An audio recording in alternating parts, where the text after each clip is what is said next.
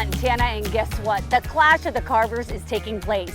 Now, this is an international chainsaw carving championship.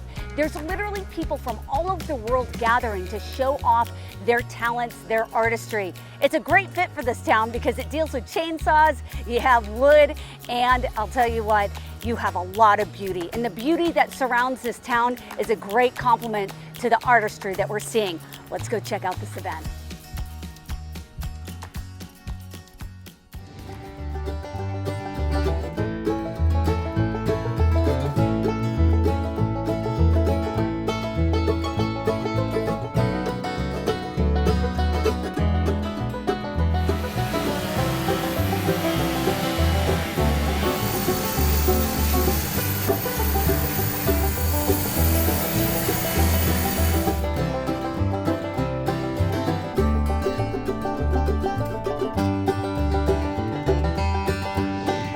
Standing here with Steve Bacchus, and he has a huge role with this championship. He's in charge of getting all of the best chainsaw carvers from around the world to come to Libby, Montana. Steve, tell us about this event. Well, this event was started 7 years ago when Troy and Paul got behind it and wanted to have the best of the best come. And we could have had carvers come from the West Coast, but they wanted them from around the world. I've been doing it most of my adult life, and I still walk around this and I go, how do they do that? I know. It's just amazing. They're taking their canvas is a big pine log and their paintbrush is a really fast chainsaw. In just 4 days, they turned that stuff into just fantastic art in Libby, Montana. What sets this event apart from any other chainsaw carving event that's out there? The hospitality probably has to rank at the very top of the list. I agree. Because when the carvers that come to this show, they are rock stars. And you're right, it's like a performance. You know, you see young people, you see well-seasoned people that have been into this, but it's definitely diverse, the amount of carvers and the type of artistry that you can see here. Good at what they do, and they make it look easy. And we have many people that'll come and I'm going to go home and try this, and then they come back the next year and it's like, oh, that's really hard, man. Yeah, I'll just go purchase one. I'll just purchase one. What do you love about Libby, Montana?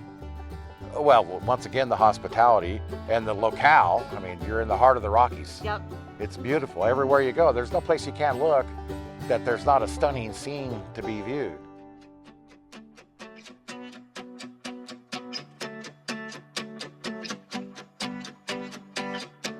So I'm standing here with Troy Douthit. He is the director of Kootenai Country, Montana, and he is a huge part of putting on the Clash of the Carvers up here in Libby, Montana.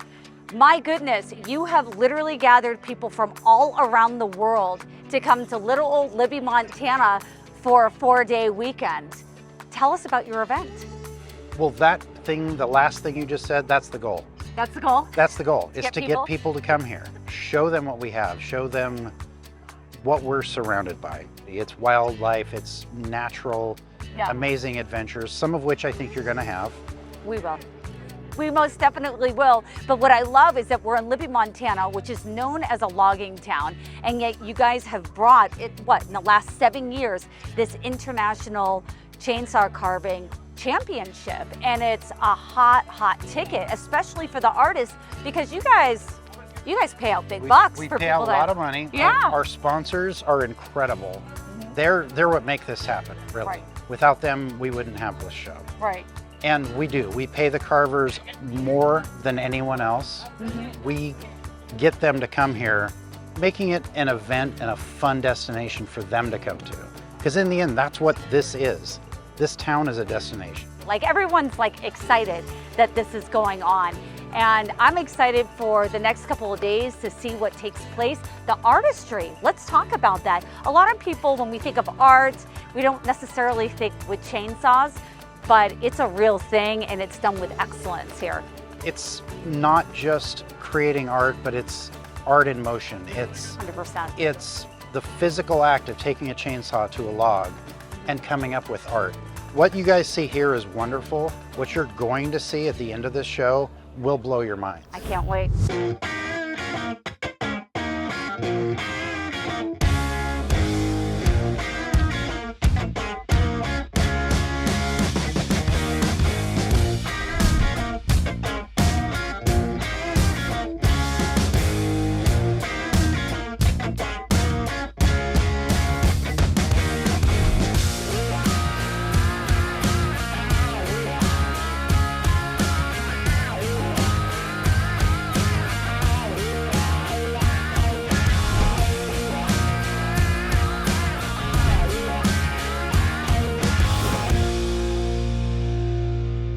So I'm standing here with Jeff Gruber, and he's a second generation Libby, Montana man. Now, you've been a teacher for a while in the area, retired, but then you got into the sawmill business.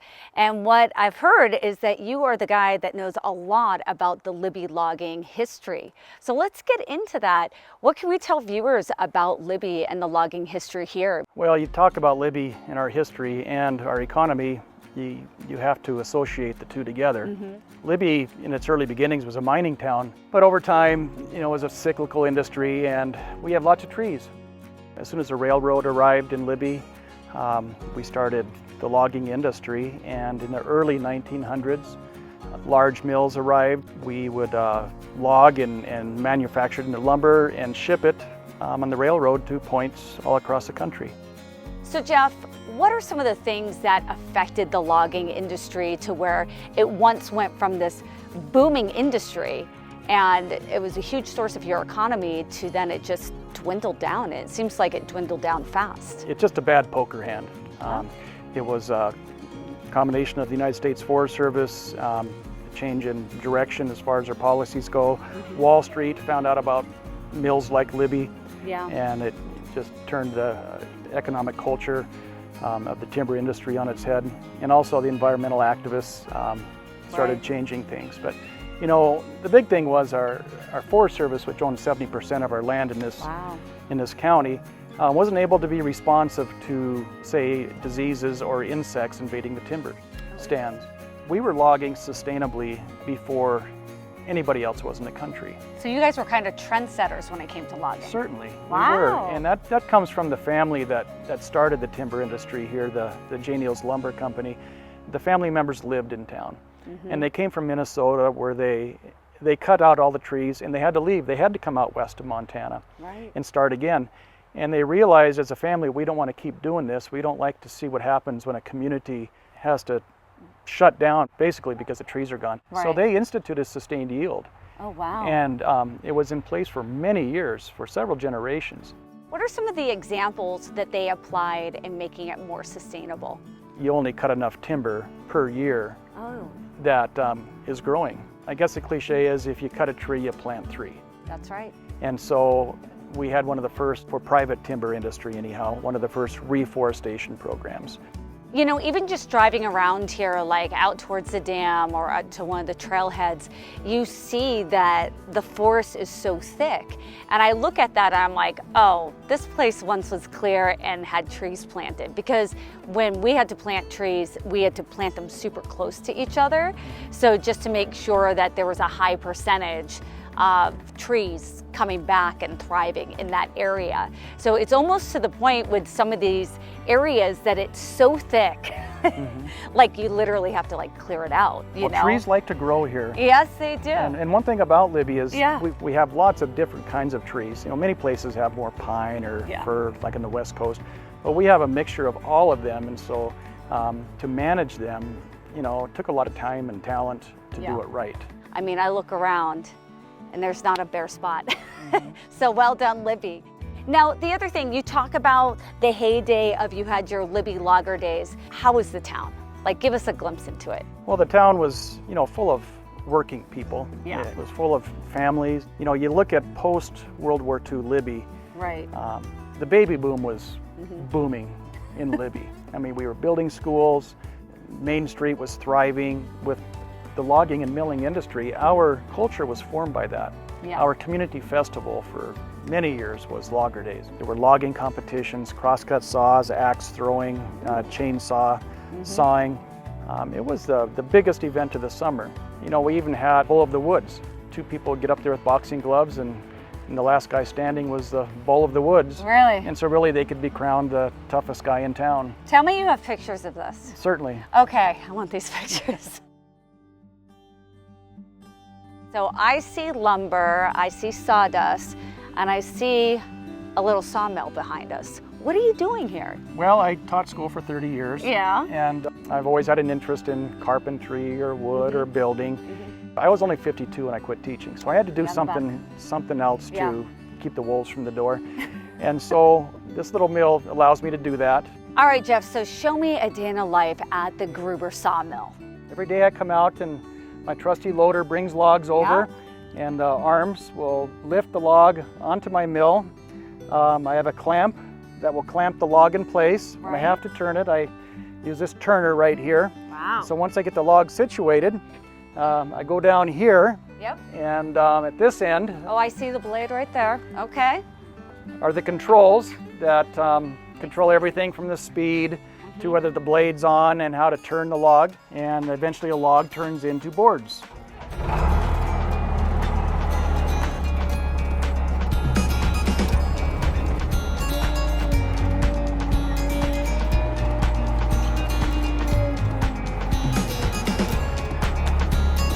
Okay.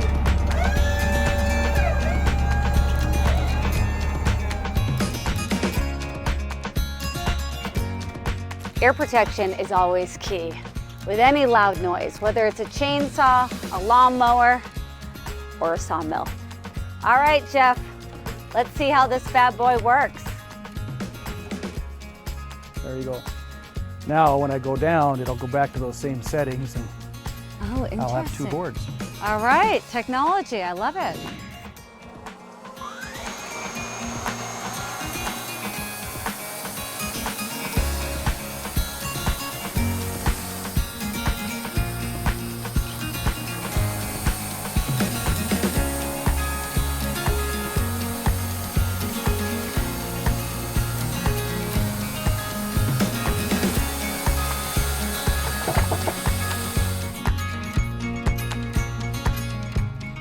This took 10 minutes for you to do, and it looks like we have all these different cuts of lumber. So is all of this able to be sold? I try to sell everything. So of course this was the main product I Right? took the log to make. That's called side lumber. Right here? And the 2-inch thick stuff will be 2x4s or 2x6s. The 1-inch slabs will be 1-inch lumber after I edge it. Okay. And the very outside of the log are my slabs. I sell those for firewood. So, Yeah. you know, in the timber industry, we say, Julie, that we use every part of the tree but the shade. I like it. This is not your average Home Depot cut. No, Well, thank you so much for meeting with us today and giving us a little behind the scenes look of what it was like in the heyday of logging days here in Libby.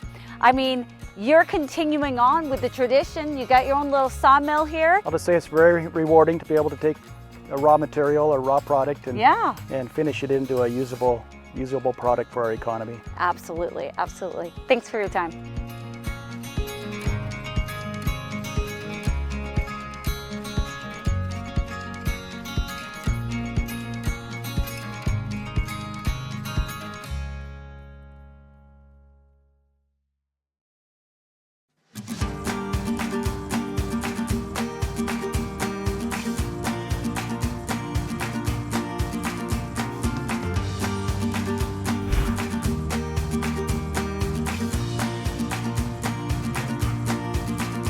My inspiration is Montana, and it is like that ranchy, western kind of feel that you can get around here.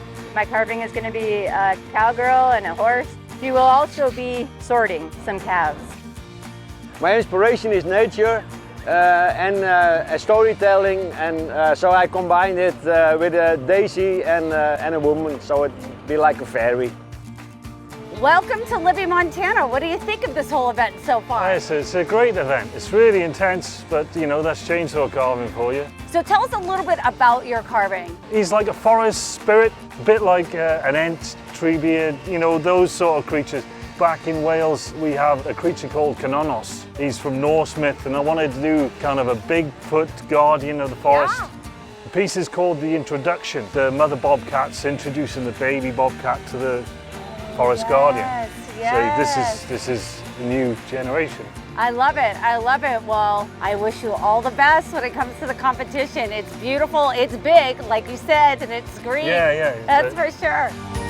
How's Libby been to you since you've been here? They couldn't take better care of us. You know, feed us and force us to stop, have some food, have to start again. But you know, it's great. I'm used to like the UK competitions where you camp in a field basically, and that's more of an endurance thing. You got to fend for yourself, camp in a field. Right. But we get a hotel here, which is awesome.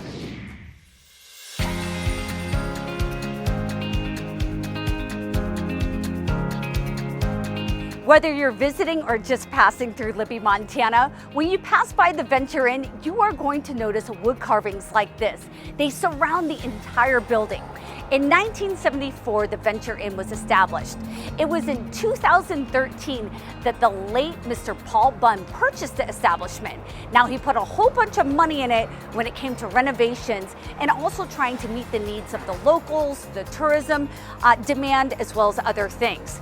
Well, he was at a chamber meeting and he noticed this beautiful wood carving and he thought to himself, we need that here. So one conversation led to another, and guess what? The Clash of the Carvers started. Let's go on inside and check out the collection that has been gathered here at the Venture Inn over the years.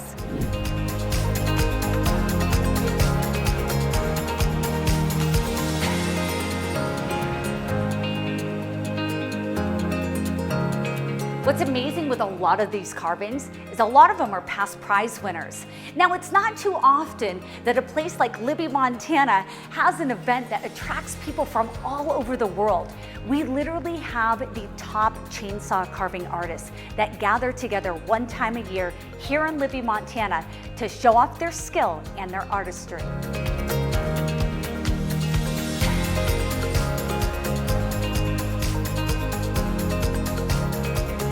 Mr. Bunn served our country in the Navy during the Vietnam War. He had a love for his nation, community, animals, and art, and it's quite evident here at the Venture Inn.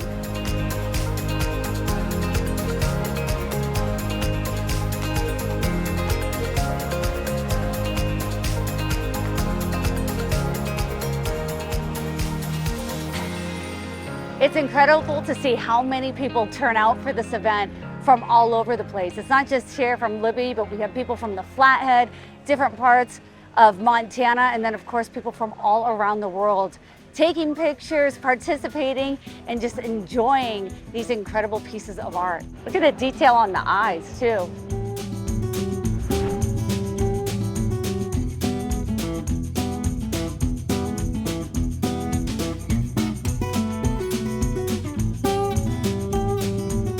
This one's really fun. This is a miner, and as we know, in Libby, Montana, mining and logging was a huge thing for their industry. Great piece in honoring Libby, Montana and their history. Look at this, the detail's incredible. Looks like there's a mule on the side of a mountain is the look on it. Oh, the artistry, honestly, absolutely outstanding. And what they're going to end up doing here very soon is they're going to end up having an auction where all of the final pieces are up for sale. 1617. 1600's going once. Do I hear 1700? Stole right there for $1,600. Lucky number 53. 80's going once. Do I hear 85? 85 it is. 85 over 90. 90 it is. Do I hear 26? 26 it is. 26 going 27. Now to the 26, 27. 27 it is. 27 over 28 it is. 57, 50's going once. Do I hear 6,000? 6,000 it is. 22's going once. Do I hear 2,300? 25's going twice. Do I hear 26? Stole right there for $2,700. A steal of a deal. Lucky number 44. None of us would be here without Paul Bunn and his determination to build something great for Libby. And he did. We lost Paul this week. We're all going to miss him. Thank you all for coming.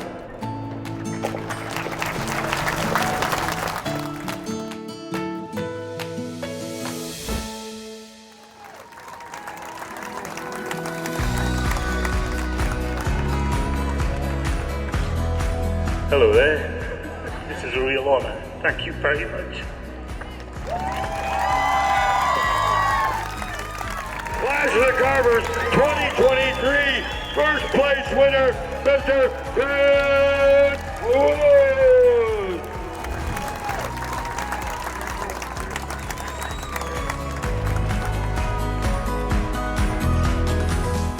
It's not too often that you see custom artistic pieces like this.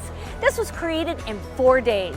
The Clash of the Carvers did not disappoint. I would encourage you guys to come to their event next year. Be sure to check out their website for all of the details. Well, that's a wrap for me. I'm Julie Mack, and I'm off. to our next adventure.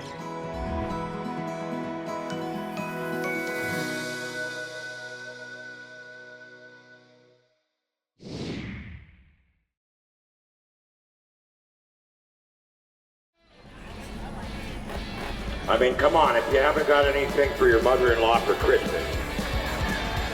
Hey, dude. Second sticks. Well, that's a wrap for me, folks. I'm off to our next adventure. Which way am I going?